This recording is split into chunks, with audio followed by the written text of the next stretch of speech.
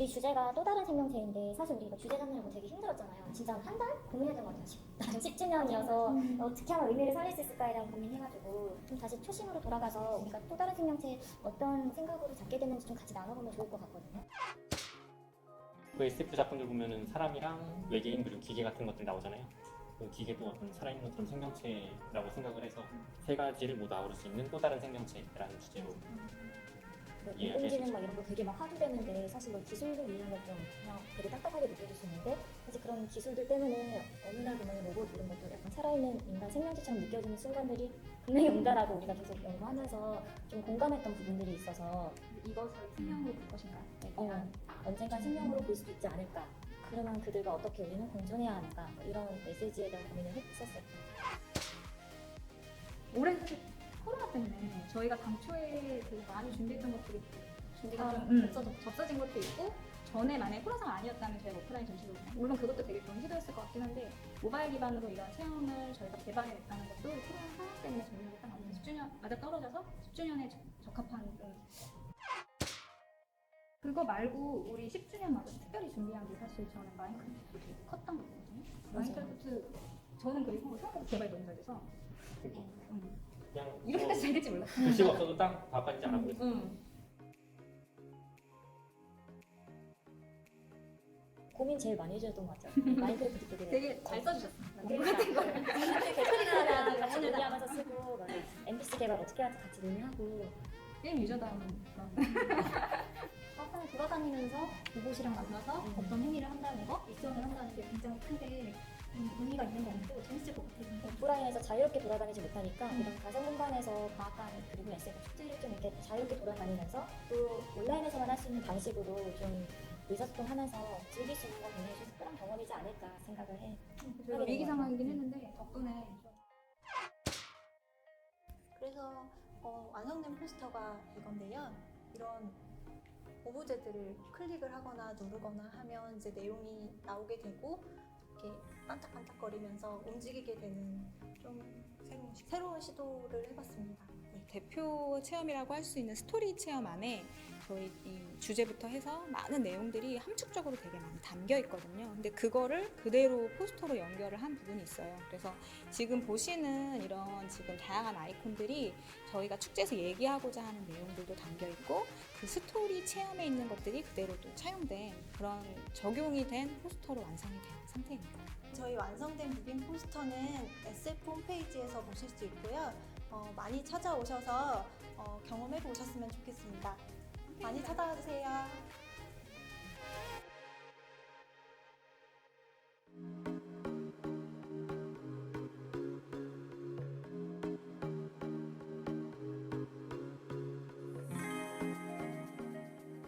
안녕하세요. 과학기술정보통신부 장관 최기영입니다. SF2020 10주년을 진심으로 축하드립니다. 이번 행사는 비대면 시대를 맞아 온라인을 중심으로 하는 풍성하고 다채로운 프로그램들을 준비했습니다. 우리 인류는 SF 영화나 소설, 게임 등을 통해 과학적 상상력으로 과학기술이 만드는 미래의 모습을 그려왔는데요. 수십 년 전만 해도 SF 영화에나 등장하던 화상전화, 3D 프린터가 이제는 우리 일상에서 현실이 되어 쓰이고 있습니다. 이처럼 공상과학은 단순한 상상으로 그치는 것이 아니라 상상을 토대로 많은 과학기술 발전을 이끌어 왔습니다. 앞으로도 정부는 과학기술을 통해 상상 속의 미래 모습들을 현실로 만들어 우리 삶을 풍요롭게 해나가겠습니다. 올해는 예상치 못한 코로나19로 많은 분들이 지치고 힘든 일상을 보내고 계십니다. SF2020 축제 기간 동안 잠시나마 답답한 일상에서 벗어나 다양한 SF 작품 속에서 미래 사회를 경험하고 마음껏 상상력을 키우는 즐거운 시간을 가지셨으면 좋겠습니다. 감사합니다. SF의 나름대로 척박했던 대한민국에서 10번째 페스티벌을 계속 이어간다는 게 저는 큰 의미가 있다고 생각해요. 이제는요 10년이 넘었잖아요. 또 우리나라의 SF의 저변이 커졌습니다. 이제는 과학가는 하나의 플랫폼만 만들어주고 그 내용은 시민들이 직접 채워 나가셔야겠죠. 올해가 아마 그 첫 번째 단계일 것 같습니다. 이제는 SF 축제 그러면 누구든지 과천과학관을 아마 제일 먼저 떠올릴 것 같아요. 그래서 여태까지 10년 동안 꾸준히 밟아왔던 것처럼 앞으로도 우리나라를 대표하는 SF 축제의 장으로서 과천과학관 그리고 과천과학관의 SF 축제가 계속 발전하기를 바랍니다. 사이언스 패브리케이션 SF를 보통 사이언스 픽션이라고 하지만 사이언스를 가지고 우리가 뭔가를 만들어 나간다 이렇게 약자를 써도 SF가 되거든요.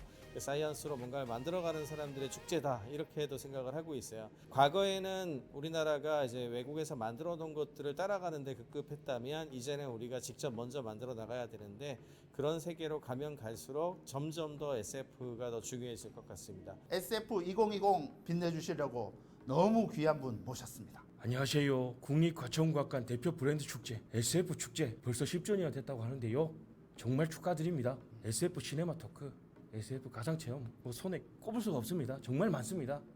직접 오셔가지고 한번 체험해 보시기 바랍니다. 네, 이번 SF 2020 축제는 코로나로 인해서 온라인으로 진행이 되고요. 그리고 오프라인으로도 드라이브 스루로 안전하게 관람할 수 있는 프로그램도 준비되어 있다고 합니다. 전체 투영관에서도 SF 영화제가 열렸다고 기억하는데 혹시 기억하시나요? 투영관의 공면 스크린을 활용해서 영화를 상영했었는데요. 그때는 잘 되지 않았습니다.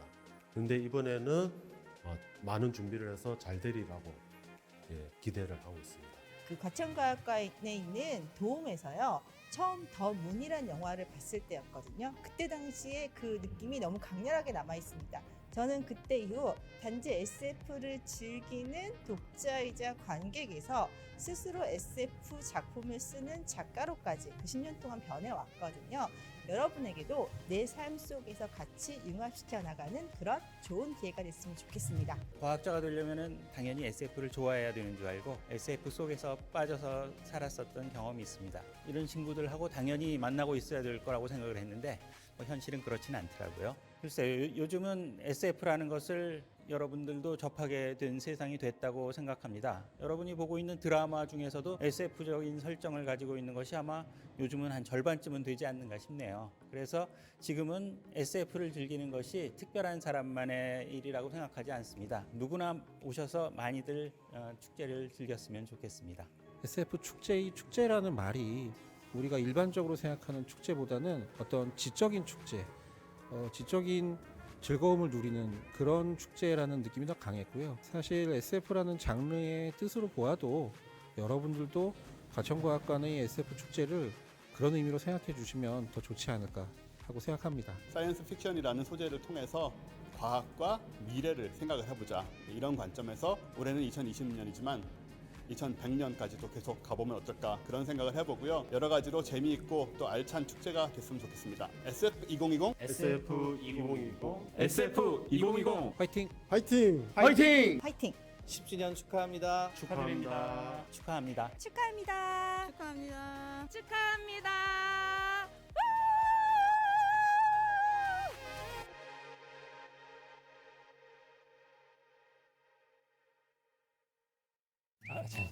말이 꼬였는데 다시 할게요. 너무 말씀을 잘하실 때가 갑자기 나오네요.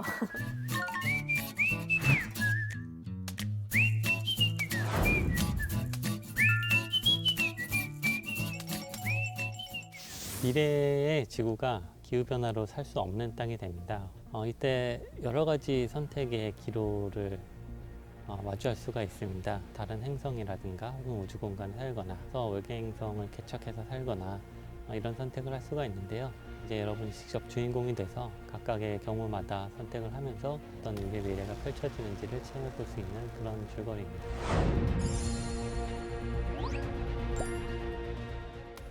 네, 안녕하세요. SF와 과학에 대해서 글을 쓰고 있는 작가 고호관입니다.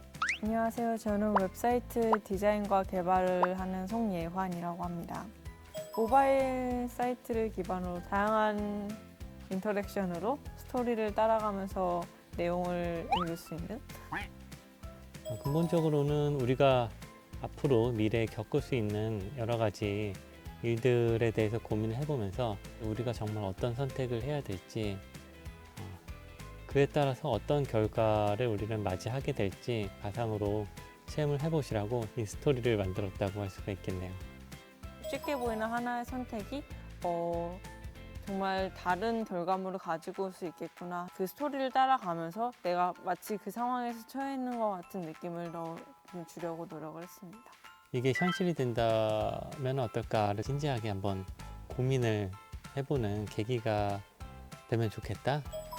저는 그 텍스트를 읽고 어떤 식으로 이야기를 풀어나가느냐의 방식이 제가 아는 영역이 아닌 부분들이 있다 보니 그런 것들이 저는 되게 신기하고 재미있게 느껴졌어요. 항상 그냥 끊임없이 생각을 해요.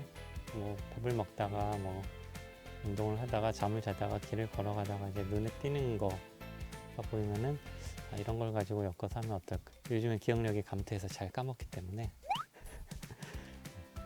잘 기록을 해두고 그런 거를 모아서 이제 좀 어떻게든 발전을 시켜보려고 노력을 하죠. 되게 흥미로운 제스처라든가 우리가 인지하지 않는 제스처 같은 것들을 발견을 하면 그런 것들을 사용해서 어떤 인터랙션을 만들어보자라는 생각들을 많이 하고요. 그래서 그런 일상에서 하는 습관적인 관찰들이 영감의 원천인 것 같습니다. 저는 SF는 미래다라고 생각을 하는데요. 이전에 SF 소설이라고 사람들이 이렇게 저렇게 적거나 시각화해 놓은 것들이 실제로 구현된 것들이 되게 많이 있더라고요. 상상 속에만 존재하는 거라고 생각을 했었는데 우리가 구현해 나갈 미래를 미리 상상하는 게 아닐까라는 생각이 들었습니다. SF는 뻥튀기다. 제가 처음 SF를 읽었을 때 읽고 처음 받은 강렬한 느낌이 이제 머릿속에 이제 탁 터지면서 이런 게 가능한가? 이런 생각이 들었거든요. SF 스토리 체험 많은 관심과 체험 부탁드립니다. 공식 홈페이지에서 SF 스토리 체험을 확인해 보세요. 많은 관심과 참여 부탁드립니다.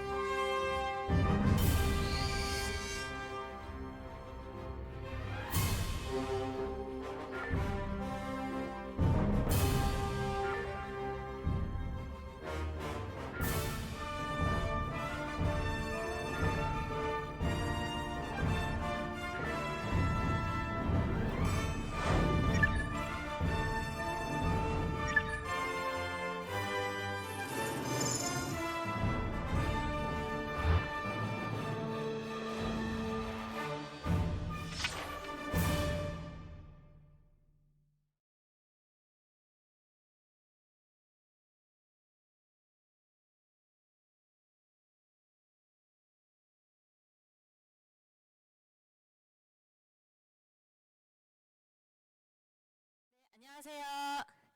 SF2020 드라이브인 SF 시네마 토크에 오신 여러분 환영합니다.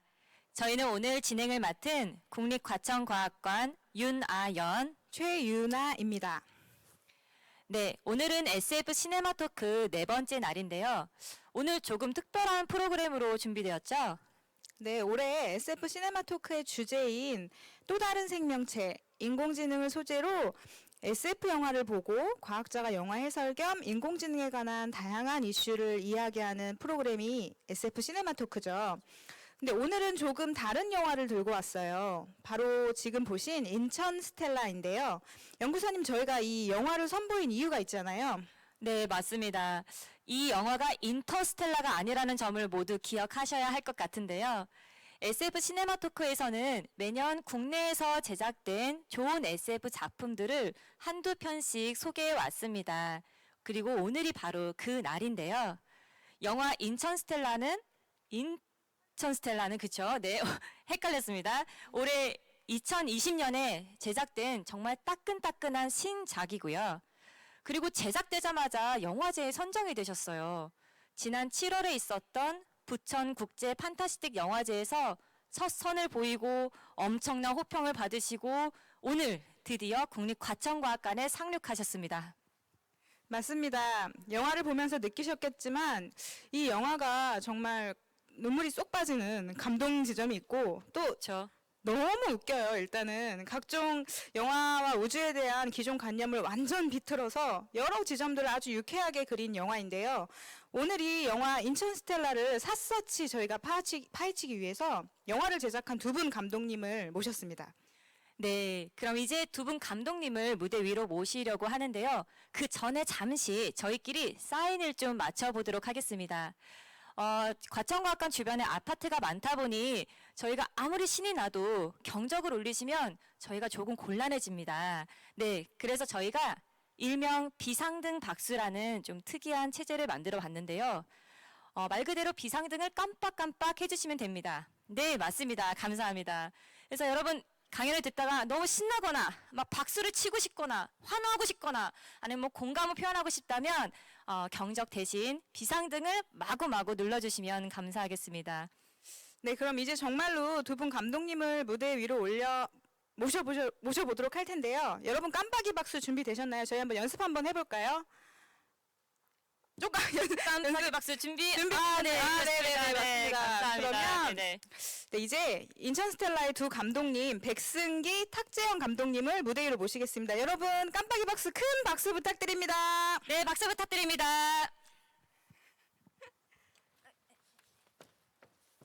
네, 편하신 대로 앉으시면 됩니다.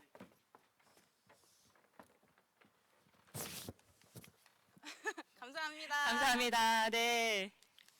감사합니다. 이 깜빡이 박수가 사실 무대 위에서 보면 굉장히 멋지거든요. 그러니까 이 장면을 많은 사람들께 공유하지 못하는 게 참 아쉽기도 합니다. 네. 자, 그러면 일단 두 분 감독님 모셨으니 먼저 간단하게 자기 소개 들어보도록 하겠습니다. 먼저 이게 우물쭈물. 예, 여기서부터 하겠습니다. 네. 네, 일단 그 용어를 좀 정리를 해야 될 것 같고요. 두 분 감독님이 아니라 감독님은 한 분이시고, 네네네. 저는 촬영 감독입니다. 그래서 정확하게 하겠습니다. 네네네. 네. 저는 이번 인천 스텔라의 촬영 감독으로 참여했던 탁재영이고요. 네, 이번 인천 스텔라 영화의 진정한 감독님, 우리 백승기 감독님을 소개하겠습니다. 네, 반갑습니다. 방금 보신 영화 인천 스텔라를 연출한 백승기입니다. 반갑습니다. 반갑습니다. 네. 네, 감사합니다. 네, 감사합니다. 네, 이 자리에서는 기분이 어떠세요? 저희 오늘 4일차 지금 시네마 토크 중인데 날이 갈수록 깜빡이 박수가 더 호응이 세지고 날이 갈수록 칼바람이 불고 있어요, 지금.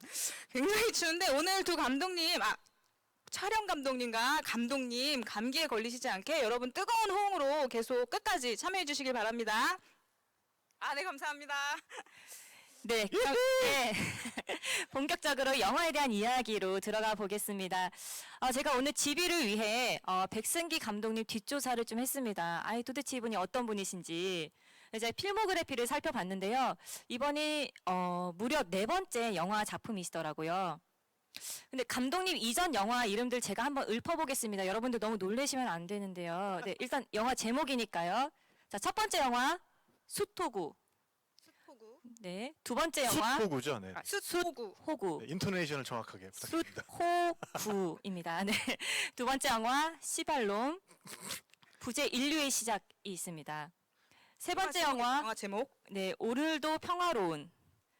네, 이렇게 해서 드디어 4번째 영화가 인천 스텔라가 되었습니다. 네, 제목에서도 느껴지다시피 감독님은 대부분 코미디 영화를 만드셨더라고요. 네, 그런데 이번에는 4번째 작품으로 무려 SF를 만드셨습니다. 물론 이것도 코미디긴 했지만요. 그래서 첫 번째 질문 이렇게 드리고 싶은데요.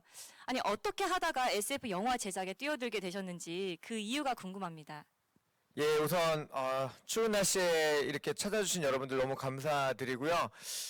오늘 이 영화가 이제 보신 영화 내용 보시면 알겠지만 사실 이제 우주선으로 자동차가 표현됐잖아요. 근데 저도 생각을 못했는데 오늘 여기 극장에 와서 자동차에서 저도 같이 보면서 최초로 4DX 상영을 한 게 아닌가 싶습니다. 이 영화는 자동차 안에서 봐야 진짜 재밌는 영화인데 오늘 첫 경험을 이렇게 여러분들하고 해서 너무 영광이고요. 질문 주신 대로 제가 그동안 코미디 영화를 많이 만들었다고 많은 분들이 오해를 해주시는데 사실 제 영화는 다 과학 영화였습니다. 예. 그러셨군요. 이번 작품 포함해서 다 SF 과학 영화들이었는데 많은 분들이 이제 저예산으로 만들다 보니까 이게 코미디다라고 오해를 하시는데요. 아까 소개해주신 두 번째 영화 그 욕처럼 들리는 그것도 이제 시발점이 된 놈. 그래서 이제 인류의 시작. 예.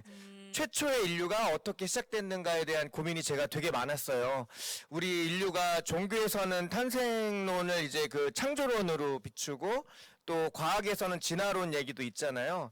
저는 그게 너무 상반된 게 신기해서 과연 우리 인류가 어떻게 탄생했을까에 대한 나름의 저의 고민을 이제 풀어냈던 영화였는데 그런 것처럼 또 첫 영화 스토고는 이제 아바타에 대한 이야기였고요. 그래서 모두 다 과학 영화였습니다. 예. 근데 굉장히 SF 영화 감독님이셨네요. 예, 근데 이제 죄송합니다. 너무 연락이 그동안 많은 없어서. 분들이 이제 네. 코미디 감독이다 오해를 하셔가지고 내심 서운함이 있었는데 이번 이제 그 과천 국립과천과학관에서 네네. SF2020에서 과학과 연관 지어서 제 영화를 초청해 주셔가지고 제가 드디어 꿈을 이뤘다. 드디어 내 영화에 대한 제대로 된 이야기를 할 수 있는 곳이 나타났다.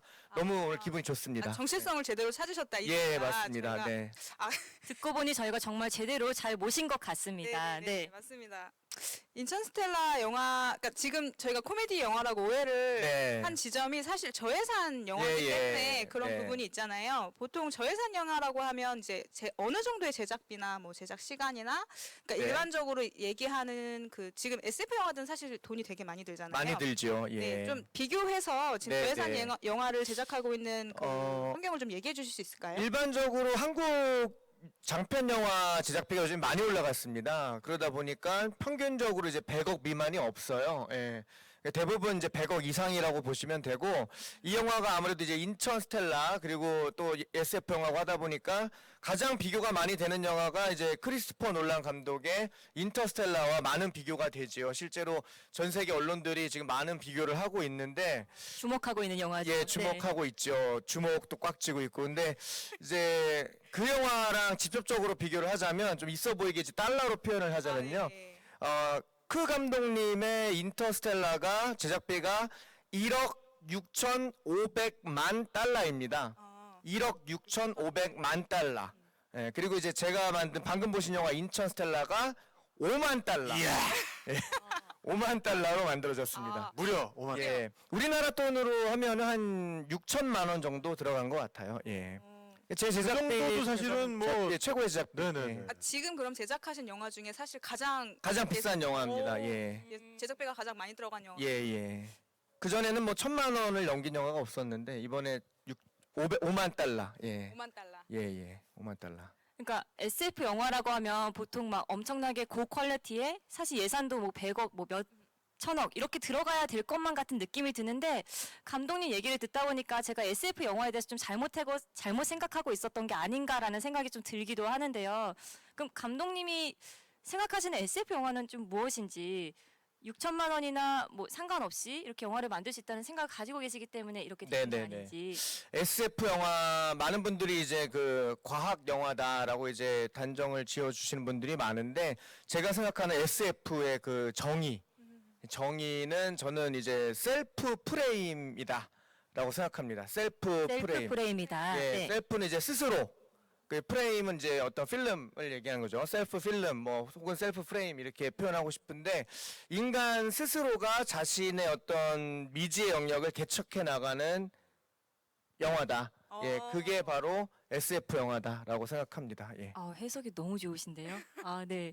저희 축제가 SF를 사이언스 픽션이 아니라 사이언스 앤 퓨처라고도 쓰고 사이언스 뭐 페스티벌의 약자로도 쓰고 있는데 지금 또 하나의 용어가 나왔습니다. 네.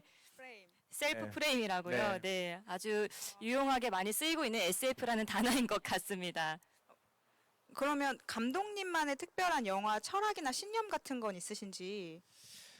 저는 이제 제가 영화를 처음 시작하게 된 게 저는 이제 커서 어른이 된 다음에 시작하게 됐습니다. 저는 처음부터 뭐 연극영화과를 간다거나 영화과를 가서 영화 공부를 정식으로 시작한 사람은 아니고요.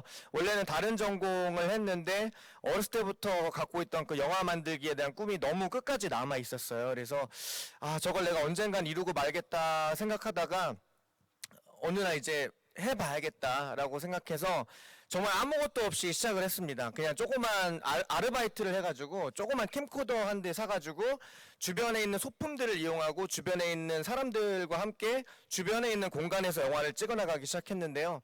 그러다 보니까 어떤 돈이 없어도 찍을 수 있는 영화, 이제 뭐 보시면 아시겠지만 틈틈이 이제 집에 있는 소품들을 갖다가 우주의 장비인 것처럼 막 우기는 경우들도 있잖아요. 그래서 돗자리를 메고 달리던데. 예, 돗자리 메고 달리기도 하고 뭐 행성의 흙을 분석한 장비는 홈매트 우리가 가지고 보통은 이제 모기를 하고. 살상하는 용도로 쓰는 장비죠. 네. 그러니까 이제 집에 있는 장비들로도 영화를 찍을 수 있어야 된다. 이제 그게 저의 영화 신념이고, 그래서 저는 누구나 만들 수 있는 영화, 누구나 영화를 만들 수 있다. 이제 그게 제가 갖고 있는 영화 철학입니다. 사실은 그런 철학을 담아서 책도 한 권 쓰셨는데 아까 그 영화에 등장하는 책꽂이에서 그 남기동 대원이 이 손가락으로 이렇게 밀어서 떨어뜨린 책, 그 본인의 책을 네, 제 영화에서는 항상 제 책이 맞아요. 같은 구도로 꼭 등장합니다. 네.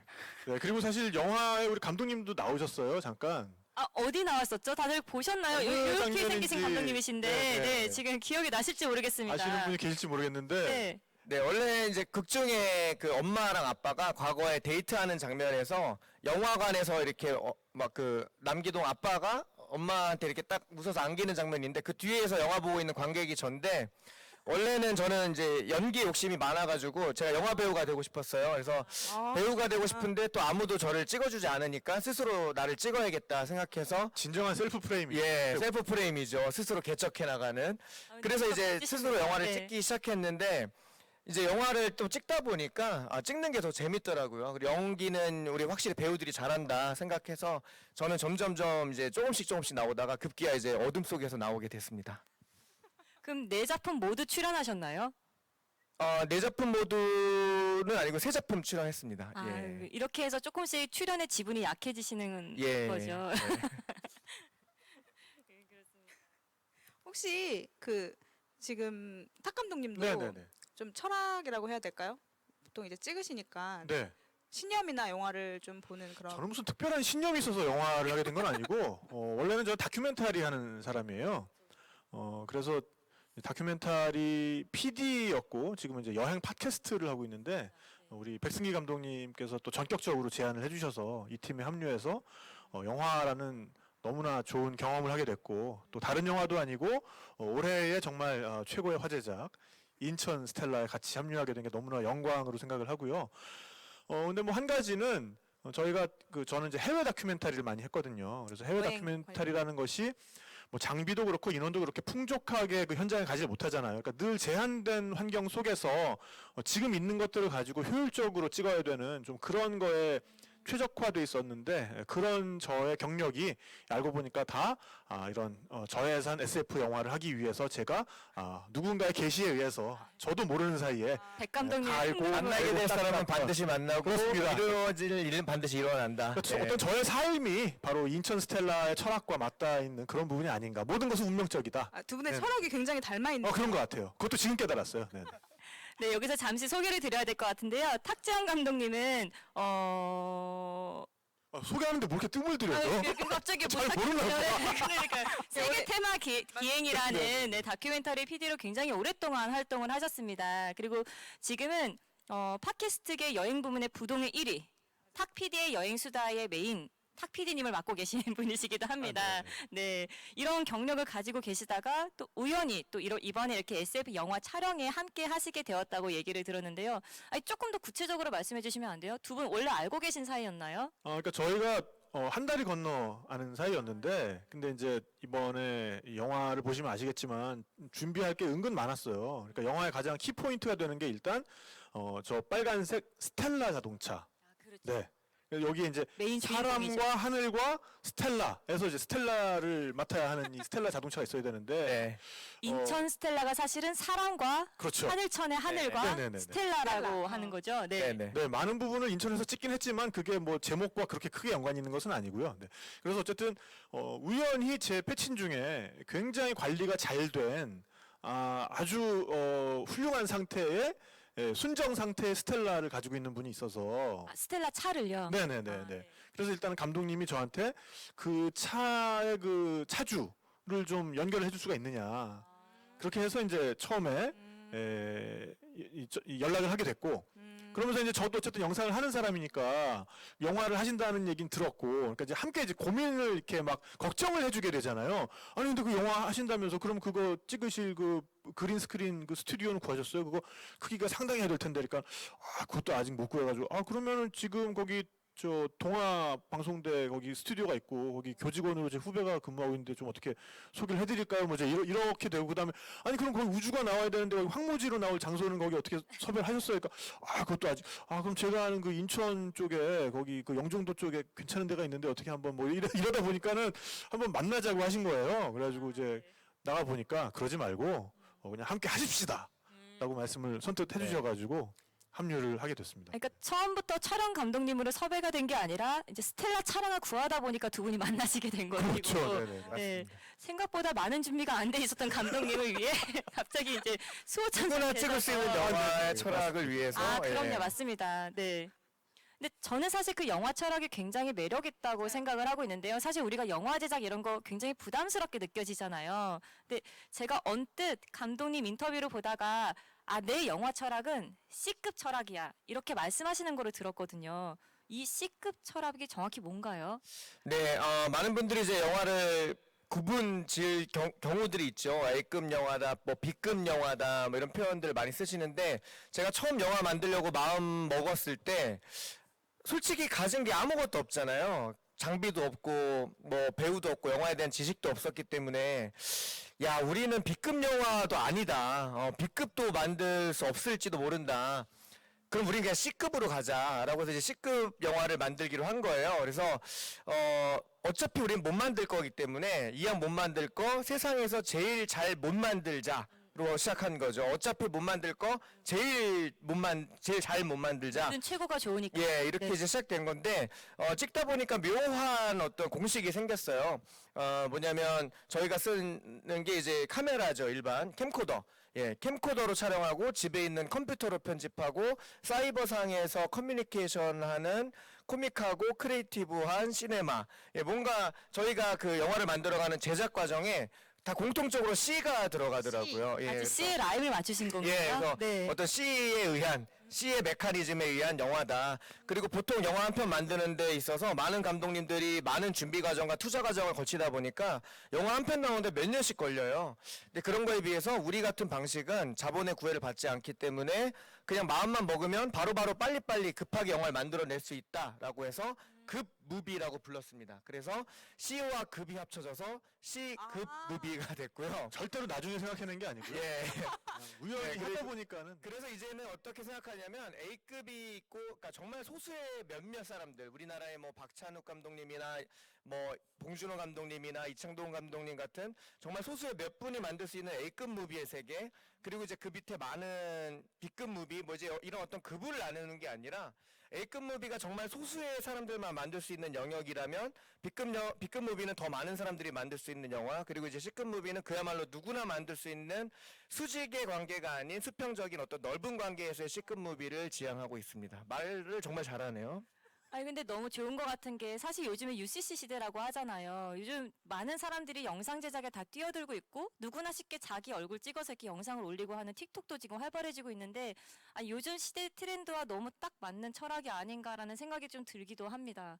앞서가신 분이셨습니다, 감독님. 너무 앞서가서 지금 조금 난해해졌는데요. 원래 UCC를 우리나라에서 거의 제일 처음에 제가 시작했습니다. 그러다 보니까 UCC계의 아버지, 뭐 선구주자, 뭐 여러 가지 별명이 있었는데 그때만 해도 국내 유튜브가 안 들어와 있었어요. 그래가지고 이 시장은 너무 배가 고프다라고 해서 영화를 만들자 해서 이제 영화 쪽으로 지금 뛰어들었는데 최근에 이제 극장 스크린이 다 문을 닫고 있고 유튜브가 엄청나게 지금 흥행을 하면서 너무 앞서가서 불이익을 당한 어떤 그 비운의 천재가 됐죠. 그럼 이제부터 빛을 발하는 행운의 천재가 되시지 않을까 생각해 봅니다. 네, 감사합니다. 본격적으로 영화 얘기를 조금 네. 더 해볼까 하는데요. 우선 감독님이 그 인터스텔라 네. 이게 빼놓을 수 없을 것 같아요. 저희 인터스텔라에서 저 그 책을 쓰러뜨리는 장면에서 이것은 정말 진정한 오마주가 아닌가 네. 이런 생각을 했었는데 아이디어 구상하는 부분에서 인터스텔라를 많이 좀 염두에 두신 부분이 있는 건가요? 아닙니다. 아주 정말 큰 오해신데요. 이거는 많은 분들이 오해를 할 수밖에 없다고 생각합니다. 아마 지금 관람하신 관객분들도 이 영화는 무조건 인터스텔라를 보고 오마주와 패러디를 해서 만든 영화다라고 생각하실 수 있는데 극 중에 뭐 많은 영화들이 등장하죠. 뭐 마션에 대한 오마주도 있고 그래비티에 대한 오마주도 있고 아마겟돈도 네. 있고 있고 뭐 저기 원더우먼도 봤습니다. 예, 저기 그 뭡니까 그 캡틴 마블도 있고 그 영화 콘택트 97년도에 나온 콘택트라는 영화도 있고 정말 많은 우주 영화를 담았습니다만 그 영화들은 다 패러디와 오마주를 한 게 맞고요. 인터스텔라만큼은 아닙니다. 왜냐하면 사실 제가 이 영화를 기획하게 된 게 2014년도입니다. 2014년도에 시발롬 일리시아이라는 영화를 찍기 위해서 히말라야에 가서 촬영을 하다가 밤하늘의 별이 너무 멋있어가지고 히말라야에서 올려다보는 밤하늘의 별이 너무 멋있어서 이런 어떤 인간과 우주를 연결하는 영화를 찍어야겠다고 마음을 먹었어요. 그리고 그 안에 이미 블랙홀과 뭐 디테일한 이야기들이 다 나와 있었는데 2014년도에 인터스텔라가 개봉을 하고 나서 참고하려고 제가 그 영화를 보러 갔습니다. 참고하려고 보러 갔는데 보자마자 제가 주저앉았어요. 왜냐하면 내용이 너무 똑같은 거예요. 잠시만요. 그러면 인터스텔라보다 먼저 생각한다는 말씀? 아마 생각은 동시에 했을 겁니다. 놀란 감독님하고 저하고 감독님과요? 얼피스하게 이렇게 생각을 했을 텐데 근데 이제 먼저 만드신 거죠. 예, 먼저 만드셔서 개봉을 하신 거고 저는 한 발 늦은 거죠. 그래서 이거 지금 이대로 만들면 무조건 베꼈다는 소리 듣는다. 그래서 촬영을 포기했어요. 그러다가 각색을 계속 하다가 아무리 해도 안 되는 거예요. 왜냐면 제가 처음 생각했던 아이디어가 너무 아까워가지고 그러다가 지금 6년 만에 드디어 이제 제작을 결국에 했습니다. 이왕 이렇게 된 거 제목도 그럼 아예 비슷하게 가자라고 정면 돌파를 한 거죠. 예. 어차피 이제 만들어질 영화는 또 다 만들어진다. 어차피 만들어질 영화 만들어지고 네. 일어날 사건은 일어나고 일어날 일은 일어난다. 인과율의 흐름 속에 있다. 네, 누구나 영화를 만들 수 있다. 네. 근데 굉장히 용기 있는 선택이신 것 같기도 하고 또 그런 점을 가지신 감독님이 또 되게 멋져 보이기도 하는 것 같아요. 네. 그 인터스텔라 영화는 그 블랙홀 안에 4차원 공간이 있고 네. 또 그 안에서 이제 과거, 현재, 미래가 이제 막 시간적 유기 순서가 아니라 막 그 뭐라고 해야지 멀티버스. 네네네. 멀티버스 안에 그런 설정들이 있는데 인터스텔라에도 그런 비슷한 지점들이 있어요. 있습니다. 네. 네. 그리고 아까 아이디어가 너무 비슷해서 좌절하셨다. 이걸 제작하기를 포기할 뻔했다. 네네네. 부분이 있었는데 어떤 부분이 유사하고 좀 어떤 부분이 좀 다른 지점이 있었는지 좀 일단은 시공을 초월한다는 면, 그 우주에서 블랙홀을 통해서 또 다차원의 우주를 경험하게 되고 서로 다른 차원으로 메시지를 보내고 이제 그런 점은 그리고 이제 시간의 어떤 흐름이랄까요? 그러니까 인터스텔라도 미래의 인류가 과거의 인류에게 어떤 메시지를 던져주고 그것으로 인해서 다시 또 이들이 진행할 수 있게 되는 이제 그런 흐름이 있다면 인천스텔라 같은 경우에는 그런 부분에서는 이제 상당히 흡사한 부분이 있지만 또 이제 인천스텔라 같은 경우에는 우주를 굉장히 그 생물학적으로도 접근한 영화예요. 그래서 지구과학뿐만 아니라 지구과학과 우리 어떤 생물학, 인간 탄생에 있어서의 생물학을 같이 연결시켰기 때문에 시간의 흐름에 있어서도 어떤 그 일종의 윤회 사상이라고 그러죠. 그러니까 동양이 들어가네요. 예, 동양적인 면이 많이 들어가 있습니다. 과학도 나오고 그래서 동양도 나오고 갑자기 그래서- 내용이 어려워지기 예, 시작합니다. 그래서 네. 시간이 단순히 이제 아버지와 어머니가 있기 때문에 자식이 존재한다라는 어떤 일반적인 수직적인 어떤 시간 흐름이 아니라 또 반대로 자식이 있기 때문에 이 어머니 아버지도 존재할 수 있었던 이런 어떤 그 역방향의 시간들, 예, 그리고 메비우스띠 같은 이제 그런 시간의 흐름이 존재합니다. 네. 근데 이게 지금 인터스텔라와 인천스텔라가 좀 유사해 보이는 부분이 있는 거는 이게 이제 최신의 과학 이론을 반영하려다가 보니까 생긴 어떤 결과인 거지 이게 이제 의도해서 그렇게 된 건 아니고요.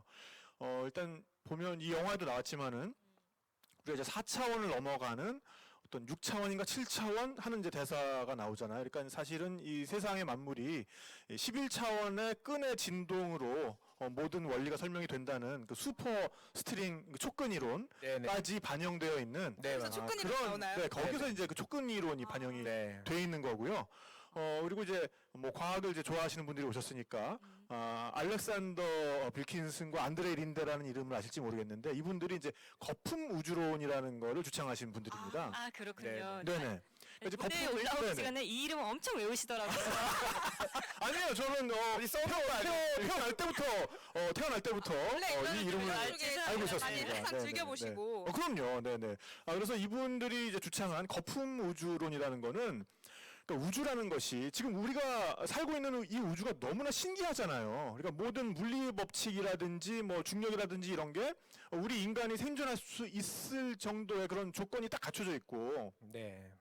그리고 뭐 우주가 지금 보면은 처음에 빅뱅에서부터 출발해가지고 그때 에너지가 조금이라도 더 과하거나 덜했으면 지금 우주의 모습을 갖추지 못하고 다시 이 하나의 점으로 뭉치던지 아니면 그냥 에너지로서 흩어져 버렸을 텐데 지금 우주의 모습을 갖추고 있잖아요. 그러니까 이런 것들이 너무너무 신기해 보이는데 이게 사실은 어떤 누군가의 의도가 있어서 이렇게 프로그래밍 돼 있는 게 아니라 철저하게 우연의 산물이다.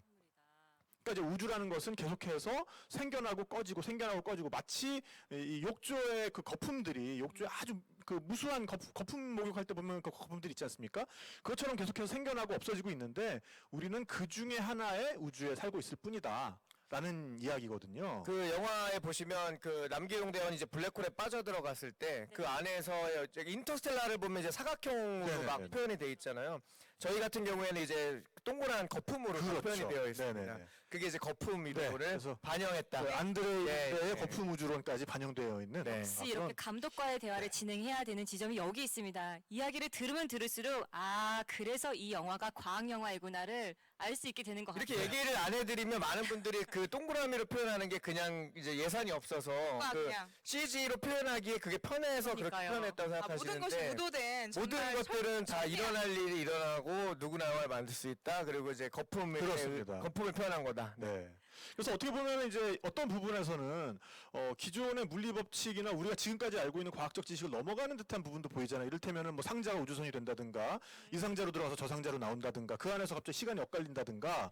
하지만 굉장히 네. 웃기죠. 그러니까 그런 것들이 우리가 상상 가능한 것이라면은 이 우주의 어디선가는 가능할 수 있다. 이 우주가 아니면 그 거품 우주 중에 다른 우주에서는 가능할 수 있다라는 것이 또 거품 우주론의 어떤 요체이기도 합니다. 그러니까 이게 우주가 워낙에 무한하고 그런 우주의 개수조차 무한하기 때문에 우리가 조금이라도 머릿속에 담을 수 있는 가능성이 있는 것이라면 어디선가 일어날 수 있는 가능성이 있다라는 함의를 담고 있는 거거든요. 그렇기 때문에 어느 곳에서의 우주에서는 이 인천 스텔라 안에 있는 세계관과 같이 모든 상자가 다 어떤 양자통신적으로 얽힘 현상이 있어가지고 이 상자와 저 상자가 함께 공명하고 그 상자로 들어가면 다른 상자로 나오고 그 상자에서는 시간과 공간 자체가 의미가 없어지는 그런 것이 상식으로 받아들여지는 그런 우주가 존재할 수도 있다는 얘기죠. 네네. 아주 훌륭한 너무 좋은 맞습니다. 말씀이었던 것 같습니다. 아 근데 이쯤에서 좀 궁금해지는 건 사실 크리스토퍼 놀란 감독님도 옆에 킵손 박사님이 계셨잖아요. 과학 자문을 해주시는 그 우리 백승기 감독님은 또 어떤 분에게 과학적인 이런 영향과 영감을 받으셨는지 자문을 또 어떻게 받으셨는지 이런 지금 수많은 과학 이론들이 네. 지금 등장하는데 이런 거에 대한 아이디어는 어디서 얻으셨는지 궁금합니다. 그 아마 지금 저 아까 보니까 여기 어린이 관객분들도 굉장히 많이 오신 것 같아요. 미래 과학자를 꿈꾸시는 분들도 있을 테고 아니면 뭐 영화 감독을 꿈꾸시는 분도 있을 테고 다양한 어린이들이 여기 함께 하고 계신데 저는 이제 이런 과학 영화를 만들 때 책을 좀 읽습니다. 근데 이제 책을 읽는데 원래 저는 책을 많이 읽진 않아요. 그래서 어린이 때는 책을 많이 안 읽었고요. 이제 그러다 보니까 커서 이제 저 스스로에게 하는 얘기, 이제 책 좀 읽어 하는 얘기를 이제 영화 속 메시지를 통해서 저에게 보냈는데 이 영화를 만들기 위해서 이제 필요한 책만 읽죠. 그래서 이 전에 이제 그 시발롬 인류의 시작이라는 최초 인류에 대한 이야기를 만들 때는 성경을 좀 읽고 만들어야겠다 해서 성경을 봤는데 성경이 생각보다 너무 두껍고 글씨가 너무 작더라고요. 그래가지고 다 읽을 자신이 없어서 어린이 성경이라고 그림 많이 나와 있는 걸 읽고 찍었습니다. 그리고 이 영화 같은 경우에는 우리 놀란 감독님이 이제 이 영화 인터스텔라를 만들기 위해서 그 동생분이 또 실제로 어떤 물리학까지 공부까지 하셨잖아요. 그래가지고 저도 공부를 좀 하고 찍어야겠다 해가지고 저는 이제 실제입니다. 이건 실제인데 칼 세이건의 코스모스, 칼 세이건의 되게 유명한 책이죠. 네. 코스모스라는 책을 서문까지 제가 읽고 이 영화를 만들었습니다. 그 머릿말이라고 하죠. 모든 것이 담겨 있다는 예, 거는? 그 안에 다 들어 있습니다. 그래서 이 영화의 메시지가 다 담겨 있어서 그 칼 세이건이 이 영화의 어떤 자문이다라고 할 수 있죠. 네. 아, 네. 역시 백 감독님께는 칼 세이건이 있었다. 네, 이렇게 생각해 주시면 보통 요즘 코스모스는 닐 타이슨 아닌가요? 다른 코스모스가 또 있나요? 새로 나왔어요. 나왔습니까? 새로 저는 칼 나왔어요. 세이건 형님이 좀 믿음직스럽더라고요. 세대 또 네, 예. 칼세이건이죠. 예. 네. 그럼요. 네. 아 이렇게 지금 두 분 너무 재밌으신데 영화에도 사실 그런 부분이 진짜 많이 표현되어 있거든요. 이게 SF 영화인데 너무 웃겨요. 이게 깔깔거리면서 웃는다기보다는 그냥 한번 피식 웃게 되는 그런 네, 점들이 네. 굉장히 바로 그게 제가 원했던 웃음입니다. 예, 예. 과학 영화이기 의도된 때문에. 웃음. 예, 예, 네, 의도된 과학 웃음. 영화이기 때문에. 네. 그 영화가 사실 감독님이 다른 지금 네 번째 영화지만 다른 영화들 네, 네. 그런 웃음 포인트들이 좀 있거든요. 네, 네. 그 우주선이 스텔라 차인 것도 웃기고 아까 말했던 박스가 우주선인 것도 어이가 웃기고 없죠 사실은. 네네. 이게 보통 SF 영화를 하면 그런 소재들을 디자인에 되게 심혈을 기울이는데 네, 네, 네. 그냥 아까도 얘기했지만 철학에서 일상에서 보는 재료들로 네, 영화를 네. 찍는 그런 근데 제가 좀 웃겼던 지점들이 뭐 감자라든지 동면에 들어갈 때 그 네, 네. 목베개. 네. 아, 목표가 너무 중요하죠. 네. 아사 뭐 이런 거 아사. 있잖아요. 네. 아사. 감독님이 생각하기에도 내가 생각해도 정말 기가 막히다 이 표현은 이 네네. 표현은 정말 내가 만들었지만 정말 웃음 지점이 정말 기가 막혔다 하는 부분들이 있을까요?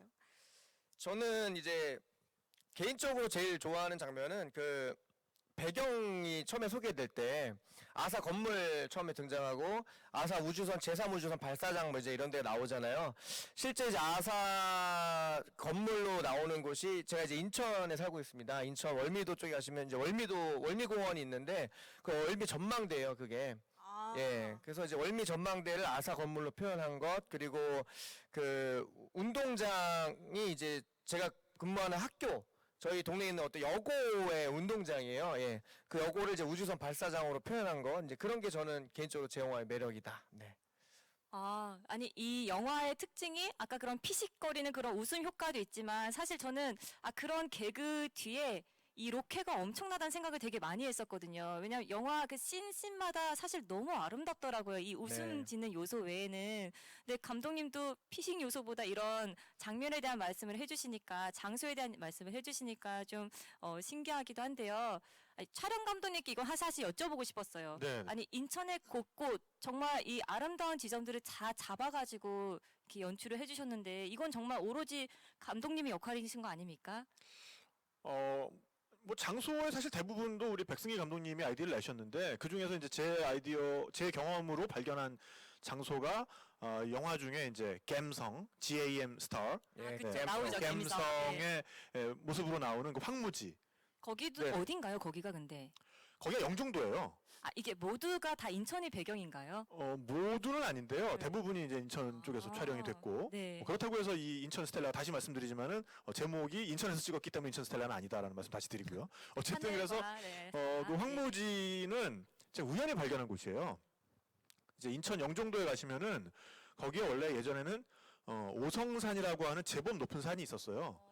근데 이제 국제공항을 만들기 위해서는 주변에 해발 40m가 넘어가는 산이 있으면 안 될 거예요. 그래서 그 산을 전체를 다 깎아서 그 골재를 원래 그 영종도가 섬이 3개였어요.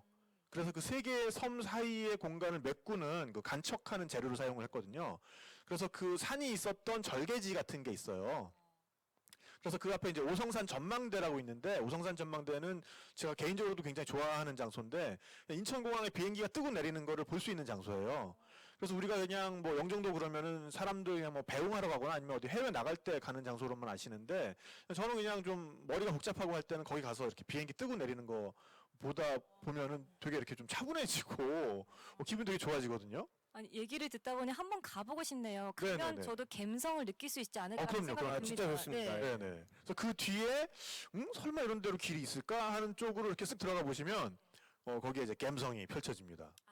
또 가서 찾아봐야 되니까 또 매력이 있네요. 그렇죠. 네. 그래서 거기에서 그래도 요새 참 아무 건물도 안 걸리게 뭘 촬영하기가 굉장히 힘든데 그래서 찍은 다음에 이제 후반 그 CG 작업을 통해서 그런 것들을 지워줘야 되는데 거기에는 정말로 주변을 촬영을 하면은 주변 지역보다 살짝 높은 분지 지형처럼 생겨가지고 아무것도 걸리는 게 없거든요. 그래서 외계 별의 느낌이 굉장히 황량한 그런 별의 느낌이. 근데 그 알지 않았나. 그 공간을 좀 조심해서 가보셔야 되는 게 그 공간이 4주에 한 번씩 리셋이 그렇죠. 돼요. 예, 그래서 가시면 날짜를 잘못 맞춰 가시면 엄청난 폭풍 모래 바람을 맞을 수도 있으니까 조심해서 가셔야 됩니다. 그죠. 이런 것들이 그 우리가 이제 우주의 크기를 알게 된 게 굉장히 일정한 주기를 가지고 팽창과 수축을 반복하는 그런 세페이드 변광성이라는 게 있기 때문에 우리가 우주의 그러한 것들을 어떤 표준 촛불 삼아서 우주의 크기를 알게 된 거잖아요. 그것과 마찬가지로 영화에 등장하는 갬성은 4주에 한 번씩 팽창과 수축을 반복하는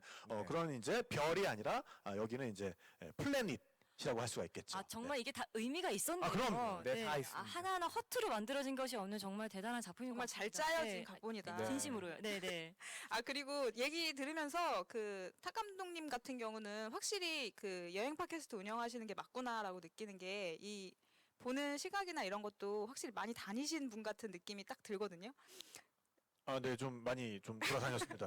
책도 좀 많이 내신 걸로 알고 있고 또 제가 듣기로는 또 이렇게 술도 되게 많이 좋아하셔서 네네네. 주류대상 심사위원도 하셨다는 그런 그렇죠. 얘기도 네네. 들었고 대한민국 주류대상 맥주 부문 심사위원. 그리고 쓰신 책 제목을 제가 봤는데 너무 인상적이었어요. 비가 오지 않았으면 좋겠어.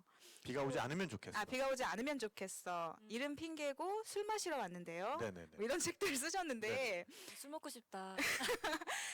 관심사 전문 분야가 그러니까 지금 과학 얘기도 엄청 많이 하시고 이게 너무 다양하신 것 같아요. 이게 네. 좀 넓고 다양하게 좀 많은 것들에 대해 관심이 있으신 것 같은데 저는 사실 되게 외골수 타입이거든요. 한 길만 파는 스타일이라서 이런 분들을 보면 좀 되게 궁금하기도 하고 어떻게 그런 에너지들이 생기고 또 많은 것들을 섭렵할 수 있게 되는 그 뭐 근원 뭐 이렇게 원동력 같은 것들이 뭐가 있는지 그런 건 이제 제가 그 방송 PD 생활을 하면서 좀 습득한 부분과도 맞아 떨어지는 것 같고요.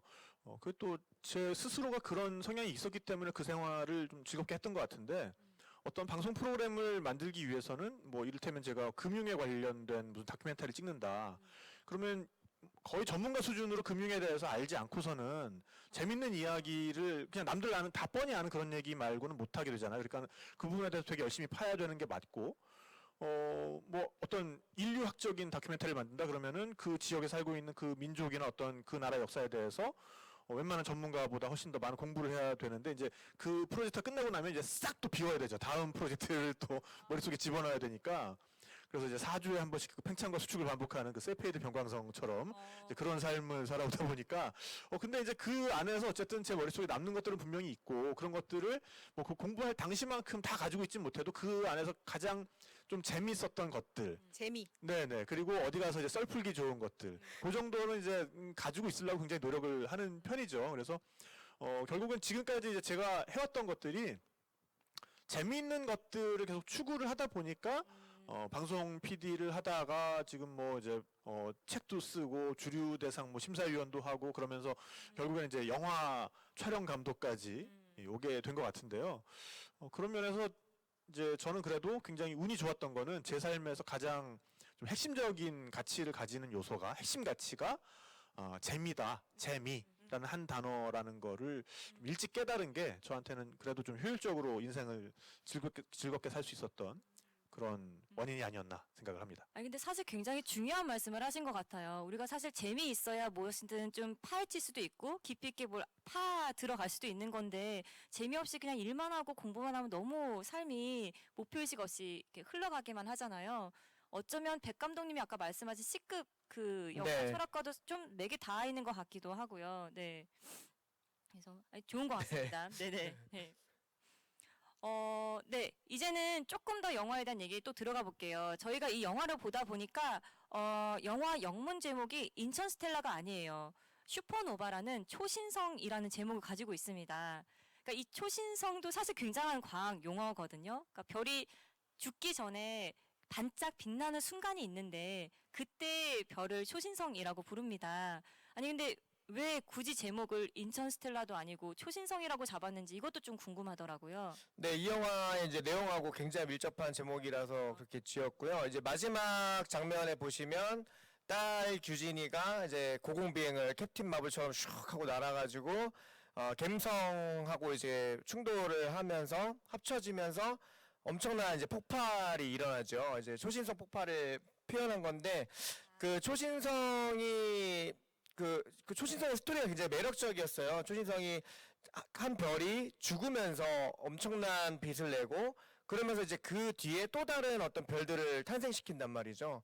그게 어떻게 보면 이제 우리 인류의 탄생하고도 너무 닮아 보였다라는 생각을 했습니다. 그래서 두 개의 존재가 하나로 합쳐지면서, 그러니까 한 세대가 어떠한 광활한 뜨거운 사랑을 폭발시키면서 그 다음 세대를 또 만들어내고 하는 게 어떤 별의 탄생과 죽음이 인류와 굉장히 닮아 있다고 생각을 했고요. 그래서 이제 보시면 갬성의 어떤 성질, 뭐 4주에 한 번씩 다시 리셋이 된다거나 하는 거라든가, 아니면 이제 규진이 어떤 날아가는 모습이라든가, 이제 이 모든 것들이 사실 어떤 우리 인류의 탄생 과정과도 굉장히 흡사하게 만들어져 있죠. 예. 초신성이 이제 그 별이 죽기 전에 별 안에 있는 그 내부 물질들이 폭발을 하거든요. 폭발을 하면서 우주에 자기의 물질을 모두 뿌려주고 또 그 물질들이 어떤 힘에 의해서 모여지면 다시 또 새로운 별이 됩니다. 그래서 이런 특성을 말씀을 하시는 네, 것 맞습니다. 그리고 새로운 별이 될 뿐만 아니라 사실은 그 책 제목 중에도 있는데 우리는 모두 별에서 온 먼지입니다라는 그렇죠. 책이 네, 이 맞습니다. 책에서도 알 수 있듯이 우리 몸을 이루고 있는 모든 물질들도 사실은 그런 어떤 별이 폭발을 하면서 우주 공간에 흩뿌린 물질들이 이 지구에 와서 또 우리라는 어떤 유기체를 이루고 있는 것이지요. 네, 그렇습니다. 네. 네, 저희 한 가지 소재 더 이야기해 보겠는데요. 네. 저희가 중요한 키워드가 박스라는 게 있었어요. 네, 맞습니다. 박스가 이게 엄청난 역할을 하거든요. 시대를 좀 아우르는 로맨스 장소, 엄마 네. 아빠의 로맨스 장소이기도 하고 네. 또 딸의 또 로맨스 장소이기도 네. 하고 또 사랑의 메카인 거죠? 사랑의 네. 메카죠, 그렇죠? 네. 그리고 이 썸 타던 남녀가 박스 안에서 연인이 되고 그렇죠. 그리고 아버지가 아버지와 딸이 딸을 만남- 또 이렇게 놀아주는 놀아준 공간이기도 장소도 하고. 되고 네. 왜 근데 하필 많은 공간들이 있을 텐데 박스 공간을 이 중요한 공간으로 삼은 이유가 있으실까요?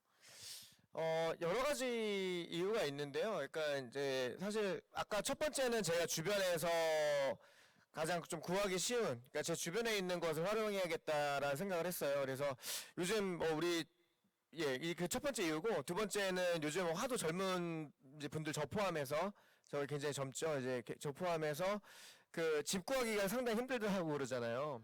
뭐 집을 못 구해서 뭐 결혼을 못 한다 이제 이런 얘기도 막 있고, 그러다 보니까 또 우리가 우스갯소리로 이제 집 없을 때 막 그 뭐 박스에서 살면 된다, 뭐 소꿉놀이 할 때도 우리가 어렸을 때 박스에서 놀기도 하고요.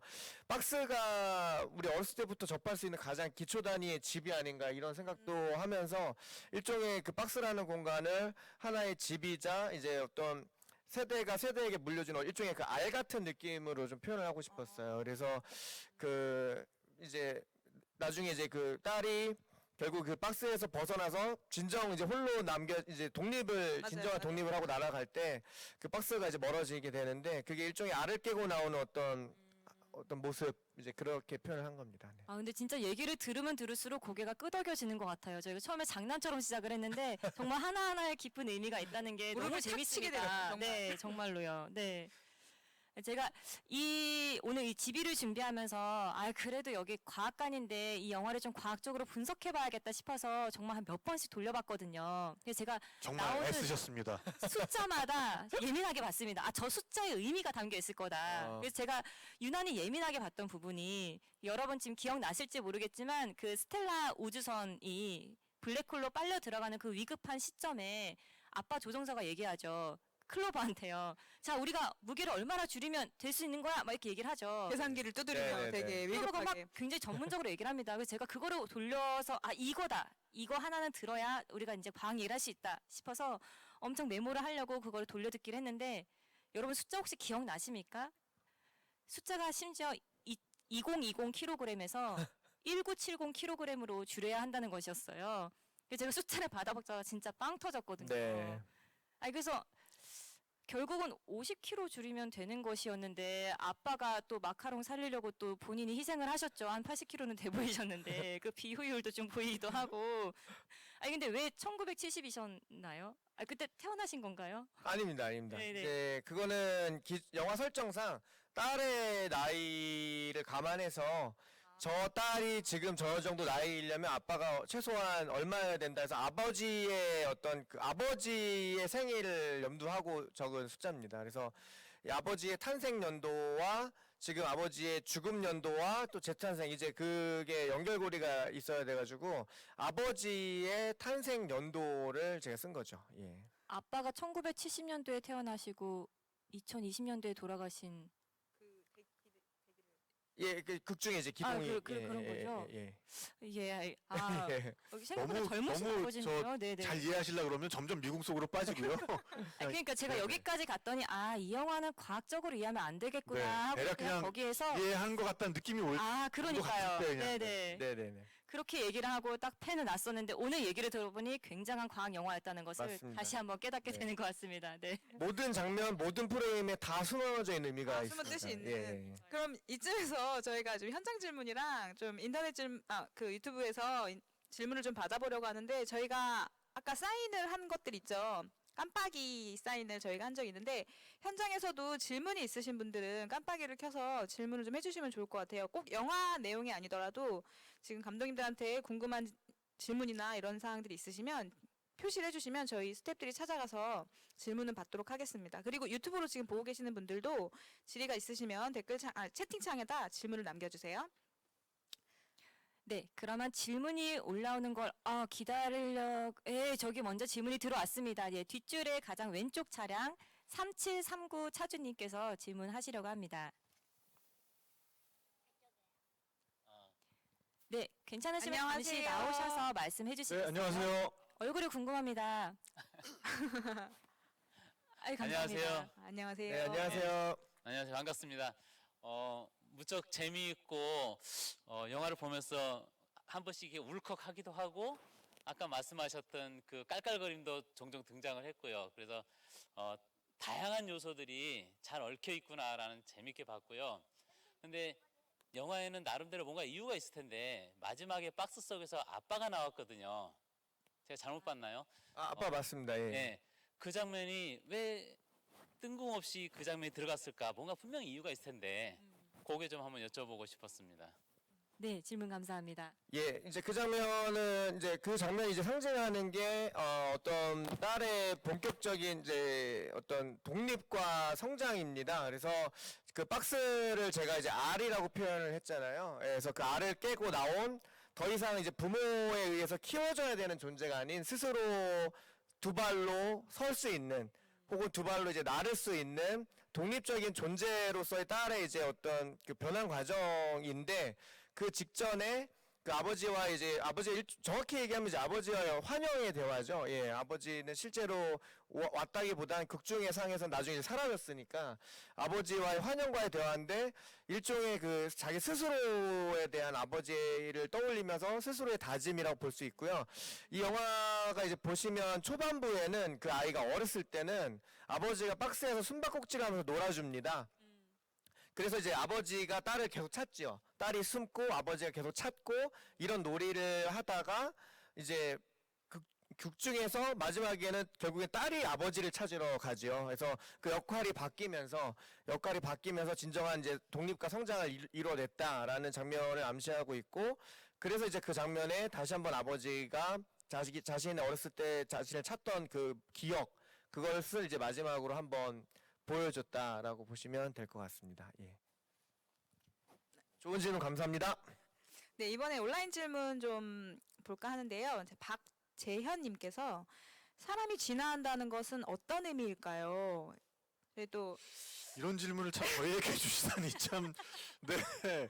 저희가 이런 질문을 어쨌든 알 거라고 생각하고 답을 드릴 거라고 생각하고 제가 봤을 때 물어주신 거에 대해서 일단 근본적인 감사드립니다. 질문이라기보단 두 분이 생각하시는 예. 의미를 제가 좀 먼저 모르신 것 같아요. 말씀드리겠습니다. 저는 이제 영화를 찍을 때 제가 생각했던 거예요. 그러니까 아까 제가 제 앞에 영화들이 결코 이제 코미디만은 아니다라고 말씀드렸다시피 두 번째 영화 시발로 밀리의 시작이라는 영화를 만들면서 생각했던 부분 그리고 방금 전에 보신 영화 인천스텔라를 찍으면서 생각했던 부분이 방금 너무 좋은 질문 주신 건데 그러니까 다 생각했던 부분이에요. 그래서 제가 생각하는 각각의 영화를 찍으면서 생각했던 진화의 의미는 인천스텔라를 찍으면서 생각한 영화의 이제 인간의 진화는 독립이다. 예. 독립을 진정하게 이제 부모라는 존재로부터 혹은 뭐 그 어떤 주변의 존재들로부터 자기 혼자 진정한 독립을 이뤄냈을 때 그게 뭐 경제적인 독립이든 뭐 이제 이런 단순한 뭐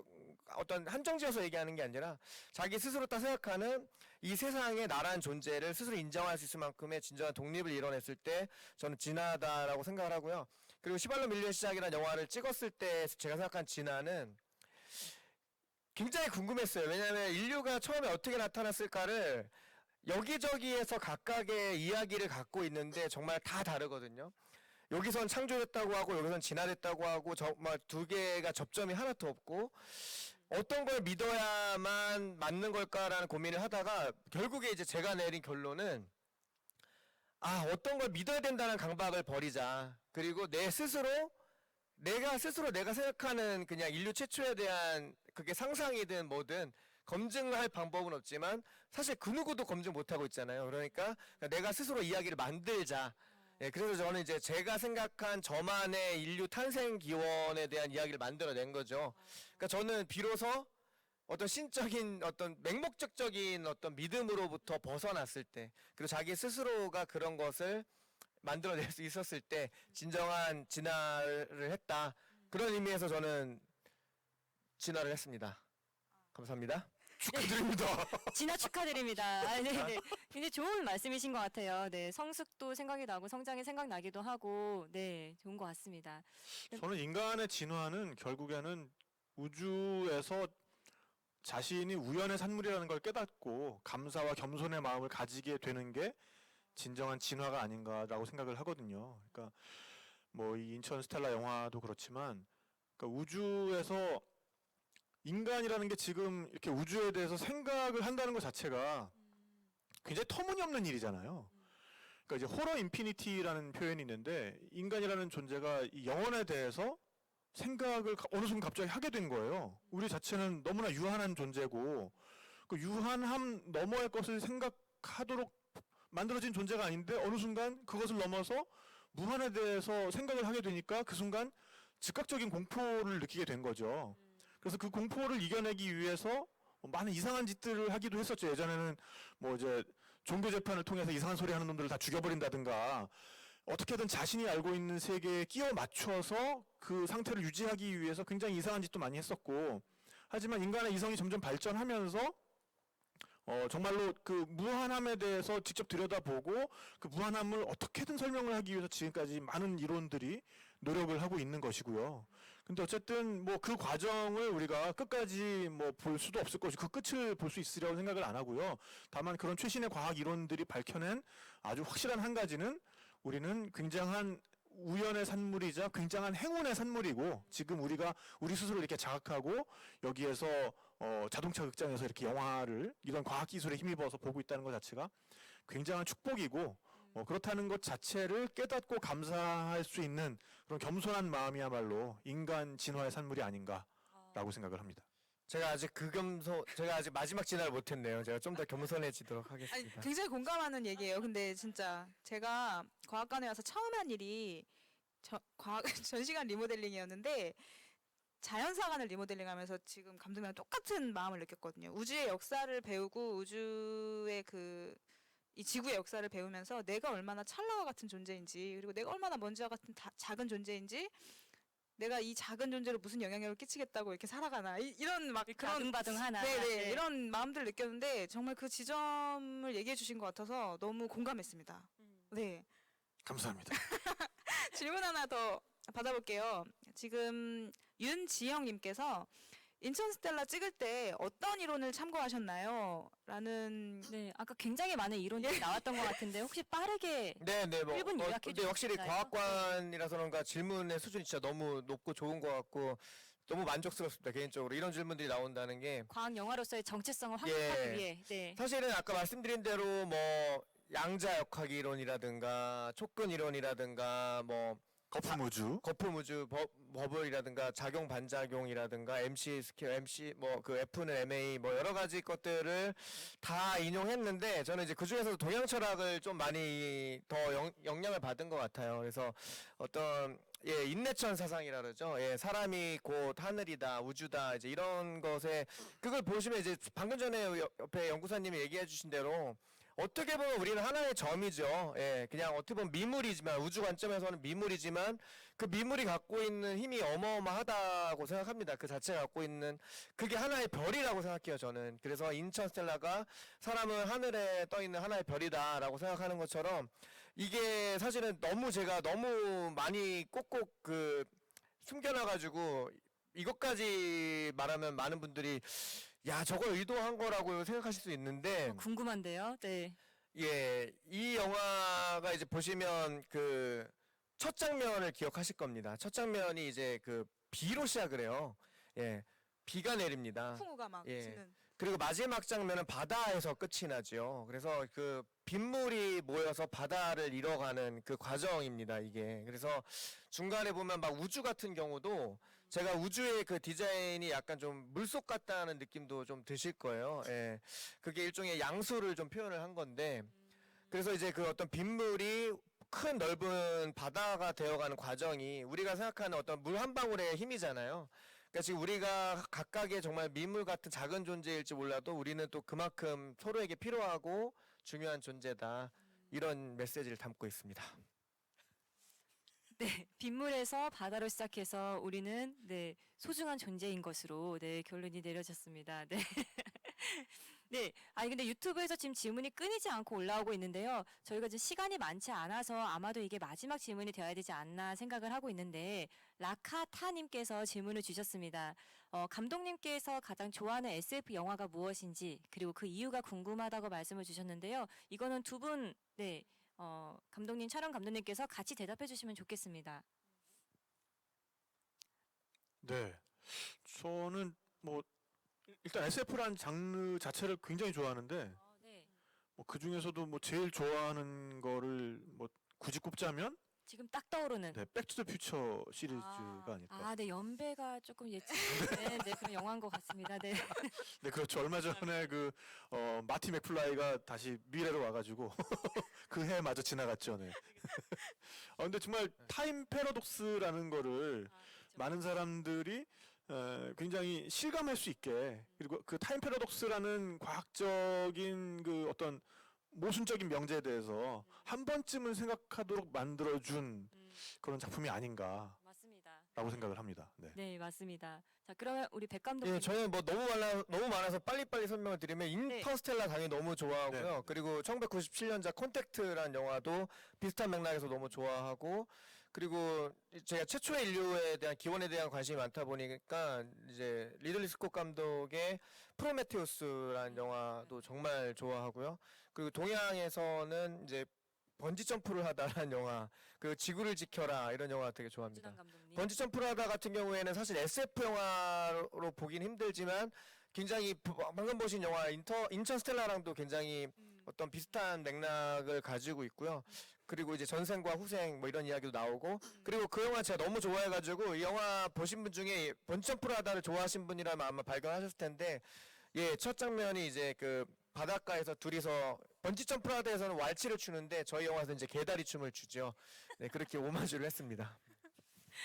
네, 감독님께서 좋아하시는 영화가 지금 인천스텔라에 다 담겨 있다라고 생각을 해주시면 될 것 네. 같습니다. 저희 그럼 이제 마지막으로 고정 질문 저희가 좀 준비를 했는데요. 요 질문 좀 들어가겠습니다. 지금 두 감독님께서 이번에 처음 같이 작업을 하셨는데요. 같이 작업해 보니 무엇이 좋고 무엇이 나빴다. 이거 아주 솔직하게 한 분씩 돌아가면서 말씀해 주시면 가감 좋겠습니다. 없이. 네. 편한 자리니까요. 네, 제가 먼저 말씀을 드리면 일단 우리 백 감독님의 영화는 일단 현장에서 출발합니다. 그래서 네. 그 현장에서 지금 이 현장에 가장 최적화된 대사와 시나리오, 아까 내러티브. 그러니까 시나리오 자체는 어쨌든 쭉 흘러가는 스토리는 결정이 돼 있지만 그 구체적인 씬들은 그 현장에서 이 현장을 딱 보고 거기서부터 이제 출발을 하기 때문에 거기에 있는 것들을 최대한 활용한 가장 효율적인 플랜이 나온다는 게 장점이고 모든 것을 다 현장에서 하려고 하기 때문에 그게 제일 나쁜 점입니다.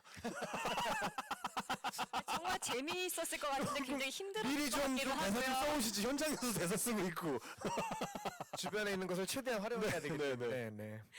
네, 너무 좋습니다. 네, 백 감독님은 어떻게 보시나요?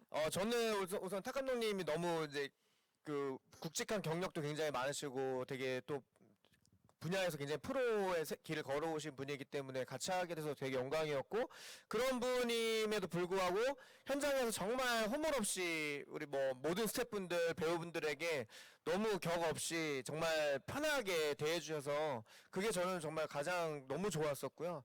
그리고 단점이라면 촬영을 너무 세련되게 잘하세요. 그래서 예, 왜냐면은 사실 제 영화는 시크무비답게 좀 이렇게 모양새가 이렇게 조금 화질이 의도된 다운이 좀 필요합니다. 그래야 많은 분들이 보고서는 아, 나도 영화를 찍을 수 있겠구나. 아, 이 영화 정말 부담 없이 찍었구나. 이렇게 되는데, 영화를 이번에 너무 예쁘게 찍어주셔가지고 저도 깜짝 놀라서 이거 어떻게 해야 되나, 지우고 다시 찍어야 되나, 화질을 일부러 떨어뜨려야 열심히 되나, 찍어주셨는데. 네, 많은 고민을 하게 됐습니다. 네, 고맙습니다.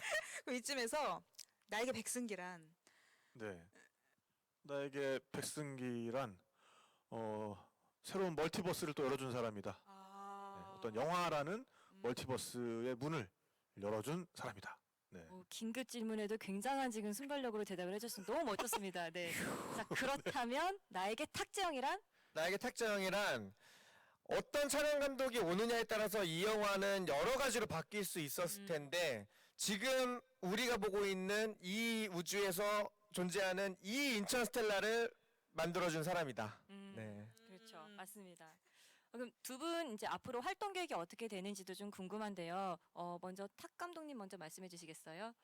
네, 저는 탁피디의 여행수다라는 그쵸, 고정 질문이죠. 여행 네. 팟캐스트를 지금 8년째 하고 있고요. 올해부터 유튜브도 시작했고, 그래서 많은 분들께서 지금 코로나 때문에 여행을 가고 싶어도 여행을 가지 못하는 그런 시기가 길어지고 있는데, 그럴 때 사실은 굉장히 도움을 드릴 수 있는 게 저희 팟캐스트라고 생각을 하고요. 왜냐하면 늘 내세우는 게 귀만 있으면 따라할 수 있는 세계 여행, 그리고 여행교회 간증 집회라는 걸 슬로건을 내세우고 있으니까요. 그래서 여행이 좀 더 원활해지는 그날까지 많은 분들이 꿈 잃지 마시고 저희 여행 팟캐스트 통해서 좀 함께 여행에 대한 관심과 희망 계속 유지하실 수 있으면 좋을 것 같고요. 그리고 뭐 백승기 감독님이 또 불러주신다면 이런 영화의 세계에 이제 갓 발을 들였으니만큼 또 새로운 경험을 많이 해가고 싶습니다. 아, 네. 탁 PD의 여행수다 많이 들어주시면 좋겠습니다. 네. 자, 그럼 백승기 감독님은 어떻게 보시나요?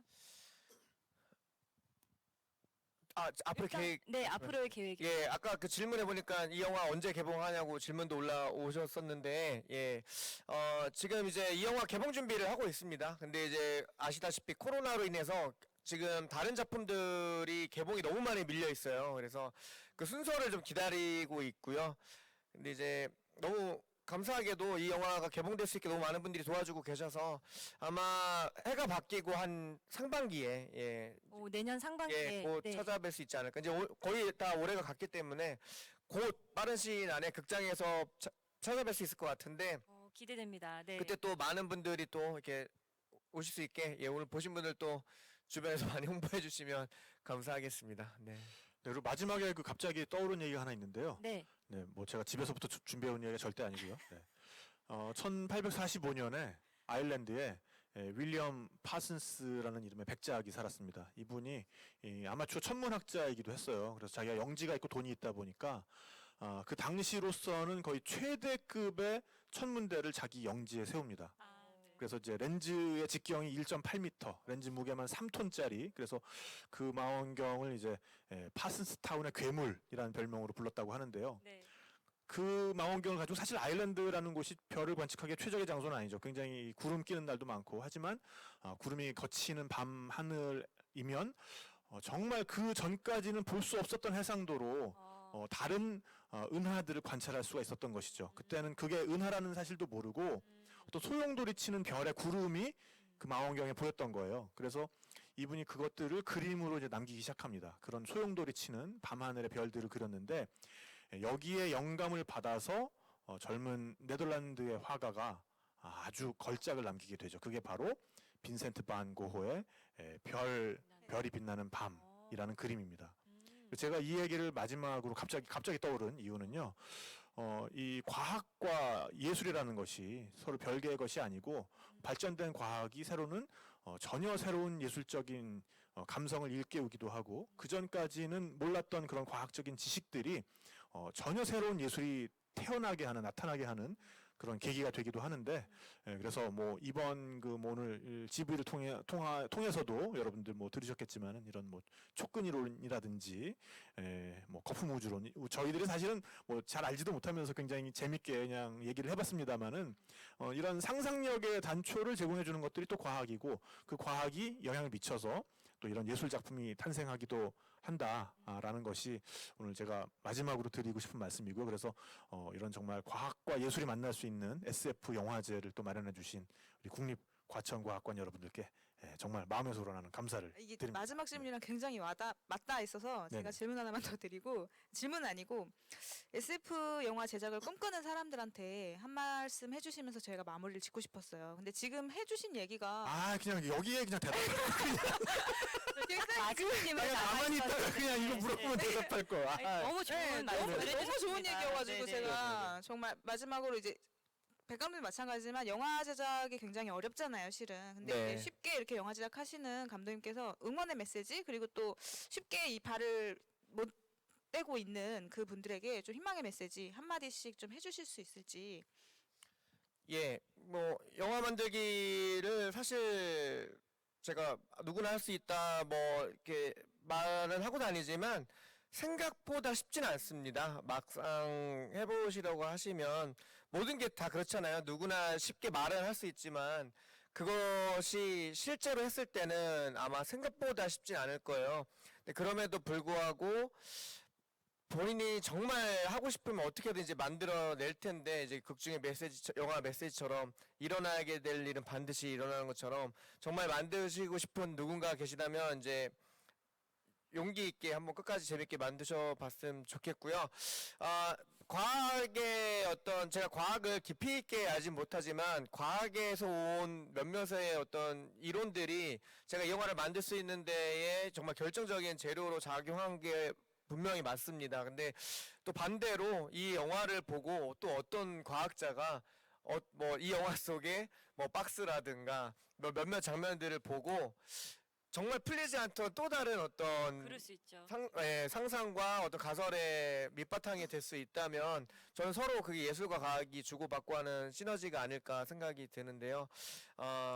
앞으로 뭐 이것뿐만 아니라 재밌는 영화들 계속해서 많이 만들 수 있도록 노력하겠고, 오늘 정말 의미 있게 이 영화 자동차에 관련된 영화인데 자동차에서 볼 수 있는 경험 해주시고, 또 과학과 관련돼서 만들었기 때문에 과학적 질문을 좀 많이 받고 싶은 갈증이 있었는데 그런 부분에서 갈증을 많이 채워주셔서 너무 감사드리고, 무엇보다도 준비해 주신 분들 너무 감사드리고, 무엇보다도 이 늦은 시간까지 영화를 봐주시고 자리 지켜주신 앞에 계신 관객분들에게 진심으로 감사드립니다. 고맙습니다. 네, 고맙습니다. 감사합니다. 네, 그럼 이렇게 해서 박수 감사합니다. 네, 저희 이제 SF 시네마 토크 마무리하려고 하는데요. 오늘 정말 많은 이야기를 나눠볼 수 있었던 시간입니다.